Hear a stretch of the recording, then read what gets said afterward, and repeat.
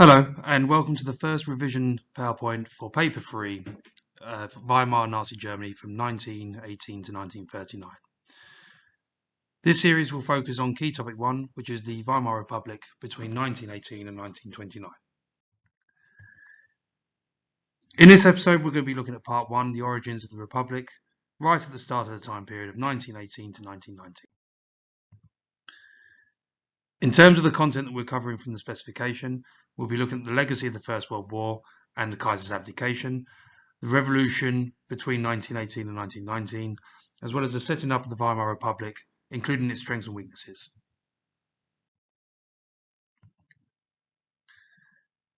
In terms of the legacy of World War I, the First World War had been fought between Germany, who had allied themselves with Austria, Hungary and Turkey, and Britain, France and Russia up until 1917. The USA joined the Allies in 1917 and Russia had withdrawn due to the Bolshevik Revolution in the February and October revolutions of 1917. The German army had been pushed back from the Western Front by early 1918 due to the sheer number of forces that the USA joined the war with.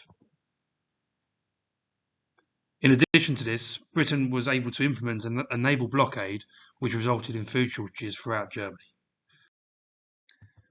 Due to political tensions and the social tensions resulting from the naval blockade and food shortages, there tended to be calls for a German revolution in Germany towards the end of 1918. This was because German defeat was imminent and it led to a new government being formed. Up to this point, Kaiser Wilhelm II had complete control over the army, navy and parliament and was considered to be an absolute monarchist. But by the end of October 1918, the German navy mutinied and refused to follow orders of high command. As a result, and due to little support, Kaiser Wilhelm decided to abdicate, and that therefore led to a new chancellorship under Friedrich Ebert, who accepted an armistice to surrender with the Allies on November 11th, 1918. This was an unconditional surrender, and what we'll see in following episodes is how that impacted on Germany over the course of the next 10 years. Ebert announced elections for a new assembly in January 1919. So the setting up of the Weimar Republic was quite difficult due to the political tensions within Germany at the time.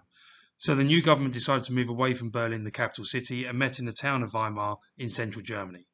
The picture on the right is a picture of Friedrich Ebert, who was the chancellor that ordered the surrender of German forces in November 1918. The elections in January 1919 led to a coalition government, with that assembly choosing Ebert to be the new president, with Philipp Scheidemann to be the chancellor. So when the new assembly met, they had two key tasks. One was to draw up a new constitution, and also to formulate a peace treaty with the Allies, which we'll look at in another episode. So this is how the Weimar Constitution works. The diagram on the right-hand side will take you through that. But these are the key features of the things that you really need to know.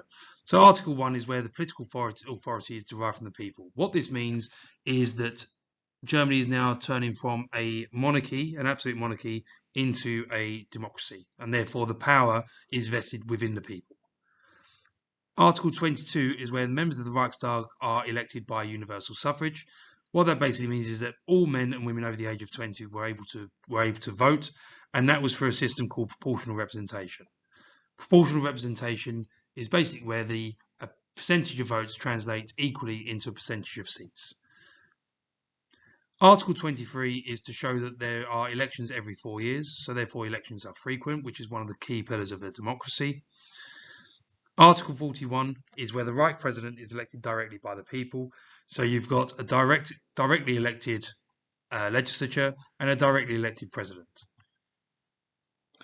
Article 48 is one of the most significant articles within the Constitution, where the President can take necessary measures to restore public safety and order, even and up to including the suspension of fundamental rights. Article 54 is significant where we look at the resignations in 1929 to 1932, where the Chancellor must resign if the Reichstag withdraws its confidence through a vote of no confidence. The Weimar Constitution had many strengths and weaknesses, but first of all, we're going to look at the idea of the strengths. Firstly, the Constitution was very democratic. It was one of the most democratic constitutions of the time period.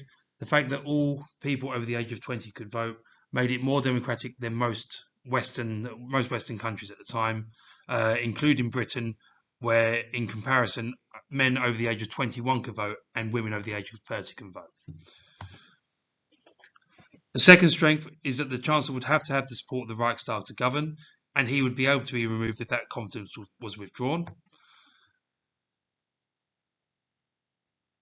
The fact that there was a strong president and the fact that he could have certain powers meant that it was a good thing that he was able to protect the country in times of crisis.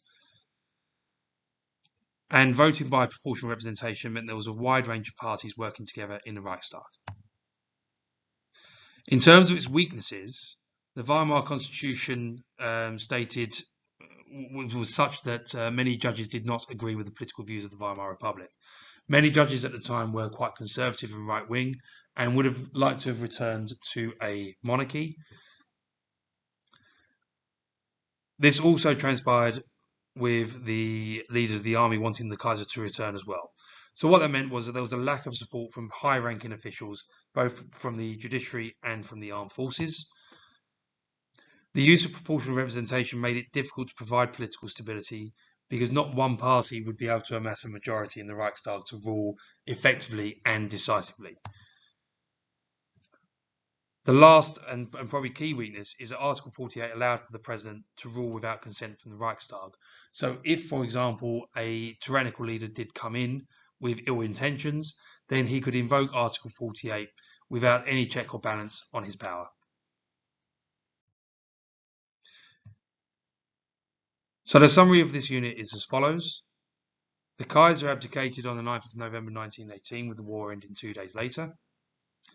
The legacy of World War I meant that the Social Democrats had to work quickly in order to restore order.